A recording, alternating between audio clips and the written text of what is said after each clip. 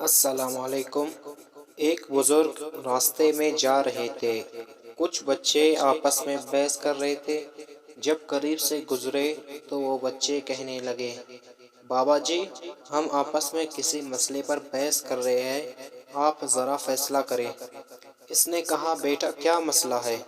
بچے نے کہا، ہم آپس میں بحث کر رہے ہیں، ایک آدمی بڑا نیک ہو، کبھی گناہ نہ کیا ہو، اس کے دل پر اللہ کی خاص نظر رہتی ہے؟ یا ایک آدمی بڑا گنہگار ہو، سچی توبہ کر لے، اس کے دل پر خاص نظر رہتی ہے؟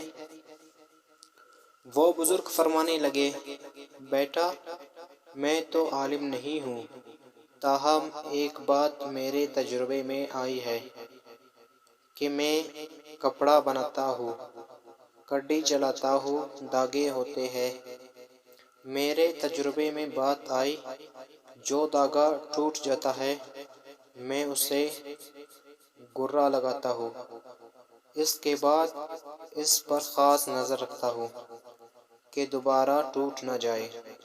ممکن ہے جو شیطان کے راستے کو چھوڑ کر سچی توبہ کر لے، اللہ اسے اپنی گانٹھ باندھ لے۔ ممکن ہے اس کے دل پر اللہ کی خاص نظر رہتی ہو